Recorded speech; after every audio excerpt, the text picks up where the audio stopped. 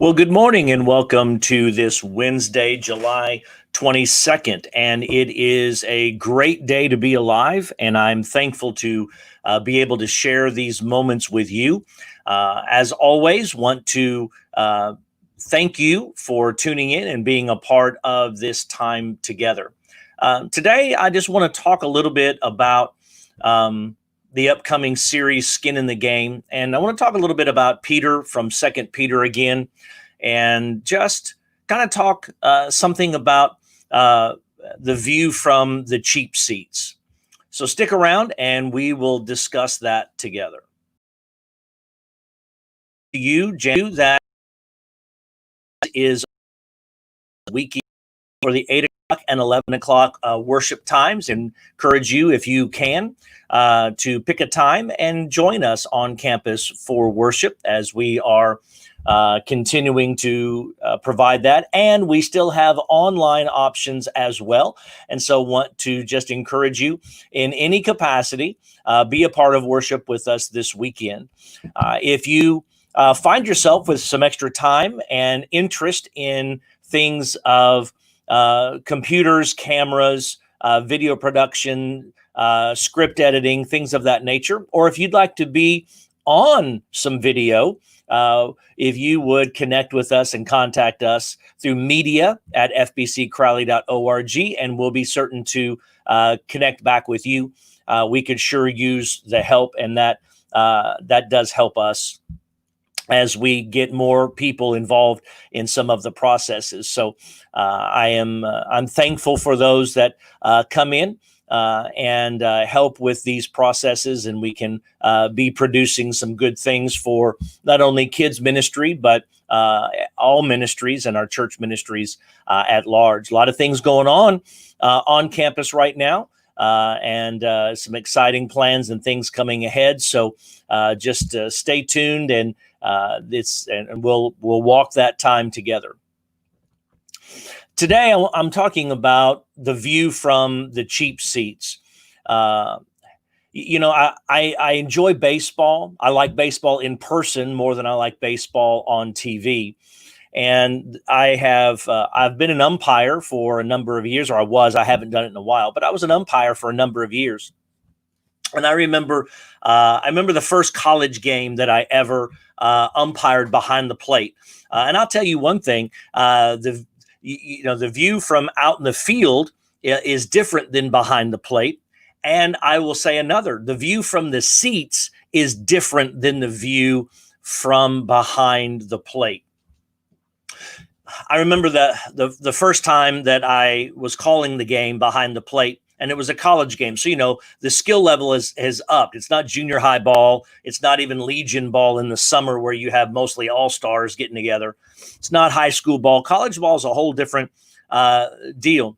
And had this pitcher, and I knew him, and I knew his dad, and I remember they told me that he had kind of a wicked curveball, and I'm like, oh, that's fine, whatever.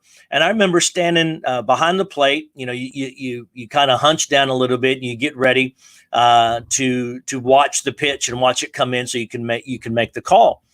And I remember he released that ball high, and that thing soared high, and in my brain, I knew that thing had to be a ball. I knew it was going to be a ball. It had to be outside. And at the last minute, it sunk down and came right across that back corner of the plate. And I had to pause for a minute. I had to process that in my brain to see what had just happened. And I called a strike, and the seats lit me up at that point. The batter didn't like it. The batter's coach didn't like it. The seats didn't like it. I'm not, and that's the case. If I'd have called it a ball, I'd had the exact same thing from the opposite side of the field and of the players and things of that nature. And that's kind of the issue. When you call behind the plate, you make nobody happy, and that's kind of how that works. It doesn't matter what you call; somebody doesn't like it. And the thing that's interesting is I'm standing right behind the catcher. If anybody has a better view than me, it would be the catcher. Well, and you can't trust the catcher because they're going to call everything a strike. They're going to frame that thing up, and they want it all to be a strike. It was my job as the umpire, is my job as I stood behind the plate. I had to make a determination. I had to make the decision if that was a strike or a ball, and that determination, it could change a game. There's a lot of pressure in that, but I had to make the decision: is this a ball or a strike? And that it came in, and I called it a strike. And there were so many that just did not like that at all. And a few pitches later, he threw a fastball right at the kneecaps. And I was never one that liked to coffee can the strike zone. I gave a decent strike zone. I wanted it to be an offensive game, and I wanted to swing. I don't like players just standing there taking pictures. If it's in the strike zone, hit the thing. Learn to hit the thing. But it came in. It was legal. It was a strike. No, oh my goodness. The people sitting behind me that I blocked their view were livid that I called that a strike, and I got the whole, we're playing baseball, we're not playing golf routine. How can you make that kind of call? You're horrible, you're awful, and all of these other things. And it got me to thinking that, the view from the cheap seats and the view from the seats even right behind me is not the same view, and they can't make the same determination. But unfortunately, when I've sat in those seats before I was an umpire, I thought I had the better view. After being an umpire, I don't squawk near so much as I once did. I remember a time that I did squawk pretty bad. It's only because it bounced in the dirt and they still called it a strike. But other than that, and it bounced in the dirt in front of the plate, and he still called it a strike. And I squawked a little bit on that one. But here's the thing. I've been listening to a book, Dare to Lead, by Brené Brown. And she talks a little bit about the view from the cheap seats. And when we look at Peter's going to say some very difficult things, and he's going to challenge us in some very difficult ways. And we have to be prepared for that. I would challenge you, read 2 Peter before getting to church on Sunday, whether you're a church online or church on campus. I challenge you, read 2 Peter. In fact, I'd go read 1 Peter and then come back and read 2 Peter and prepare yourself. Here's the thing. Peter is not somebody that's just squawking from the cheap seats and doesn't have a good view. Peter's not the kind of person that doesn't see things for as they are. Peter's got skin in the game. Peter's put himself into the game. Peter's been through it. Peter gave up a lucrative fishing business. Do you realize, I was going back and reviewing it again this morning, that when you look at the call of Peter, and you go back and look at that in the Gospels, you see a moment where Peter and Andrew are being called out by Jesus, and it says that his partners also were being called out. His partners are James and John. All right, so you've got Peter, Andrew, James, and John have a fishing business together, along with Zebedee, James and John's father. And Jesus said, I want you to come follow me. I want you to come out of the cheap seats. I want you to get down here behind the plate, and I want you to call the game. I want you to be in the game, but there's risk involved in this. And what's that risk? Well, for them, it was financial risk. They had some financial risk that they took in order to be a part of what's going on. They left their boat. Maybe they had some other people, or maybe they didn't. How did they pay their bills? How did they get food? How did they provide? Did Zebedee go out and do it all? Did Zebedee find others? Did they have little brothers and sisters? Well, how did this happen? The Bible is silent on it. But here's what we do know. Peter, Andrew, James, and John determined that following Jesus and putting skin in the game was incredibly important. And it was vital that they do this. And they made the risk. They examined the reward of following Jesus. This could be the Messiah. Andrew said, I think I found him, Peter. I think I found the Messiah.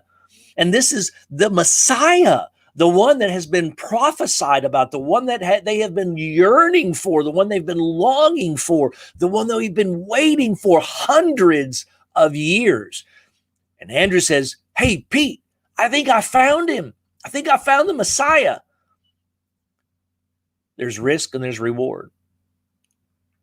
And instead of just waiting on the background and waiting and saying, okay, let's wait and see. Let's just hold on, because hey, leaving the business, that's a big risk. Now, Andrew, you just don't seem to understand. Now, little brother, let me just tell you how this works. Instead of saying, we're going to wait and see what happens, let's wait and see if he's really the Messiah, and then we'll just take part in the reward, and we don't want to have any risk in this.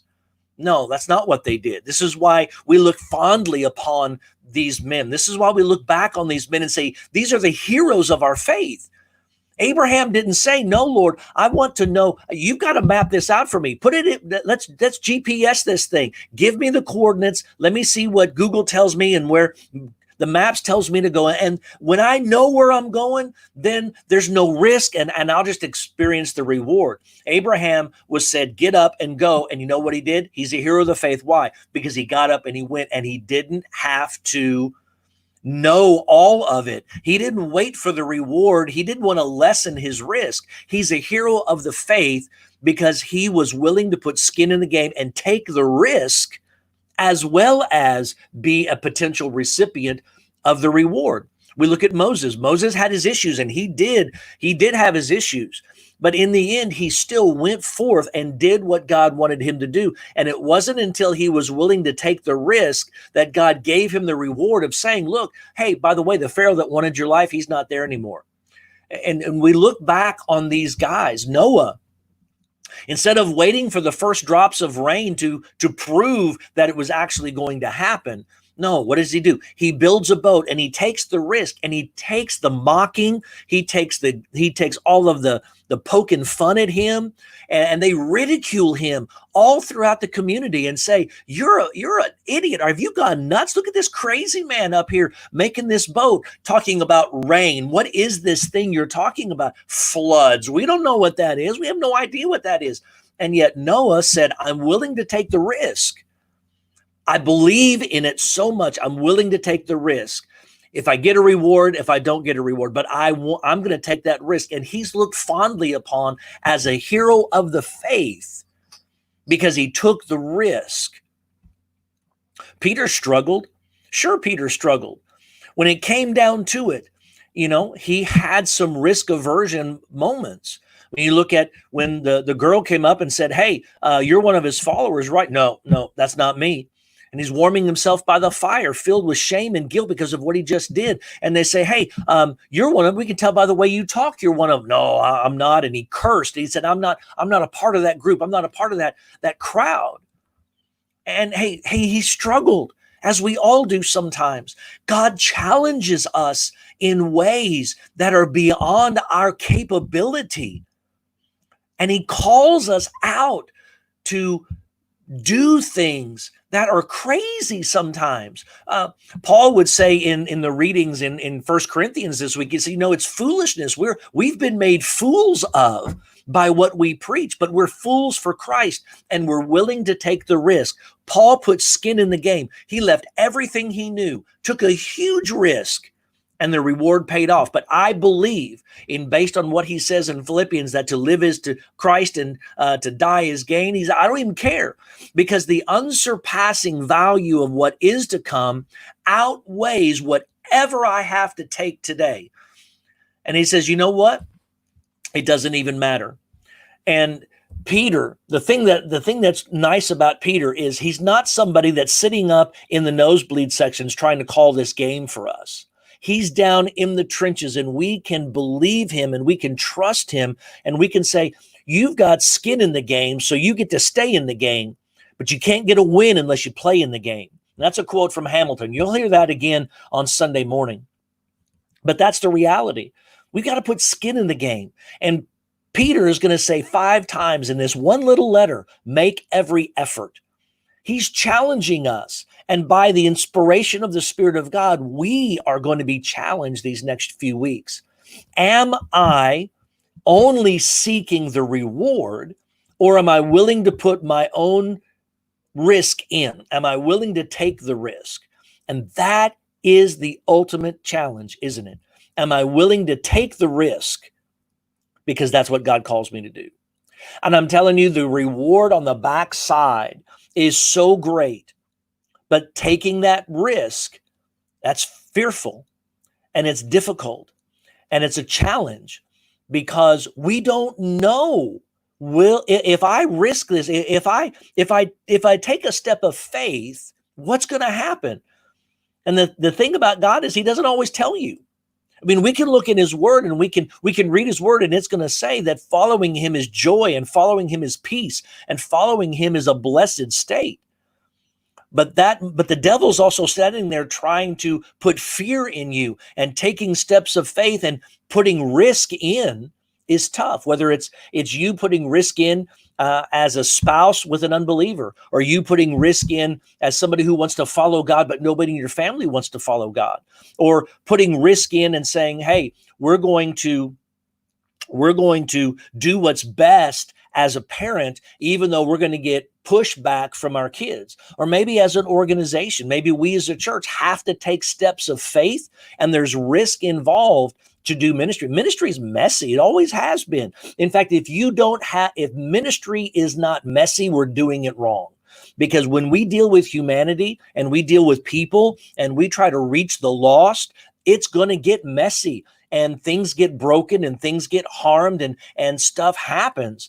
Ministry's messy, but it's the call of God on us to take the steps of faith necessary in order to do that which he wants us to do. We can't be who he wants us to be and not have any risk. That's what it is at the end of the day. If we're looking for a relationship with God that has no risk at all, that's not the God of the Bible that you're following, because he calls us to risk. You go read Hebrews 12 and 13, and you see all of these heroes of the faith. As you look back on what they did, they took risks, and they were willing to take the risks because it was worth it in the end. And that's the question for us, isn't it?